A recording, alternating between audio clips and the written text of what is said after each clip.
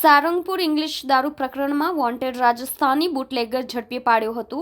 ગત 30 ડિસેમ્બર 2024ના રોજ એલસીબી પોલીસે સારંગપુરના મનીષ ઉર્ફે મલોને ઝડપી પાડી દારૂનો જથ્થો જપ્ત કર્યો હતો.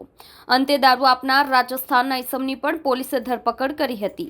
ભરૂચ એલસીબીએ ગત 30મી ડિસેમ્બર 2024ના રોજ બાતમીના આધારે અંકલેશ્વર સારંગપુર ગામે નવી નગરીમાં રહેતો કુખ્યાત બુટલેગર મનીષ ઉર્ફે મલો કાલિદાસ વસાવાના ઘરે દરોડા પાડ્યા હતા અને વિદેશી દારૂનો જથ્થો મળીને કુલ 4000થી વધુના મુદ્દામાલ કબજે કરી બુટલેગરને વોન્ટેડ જાહેર કર્યો હતો.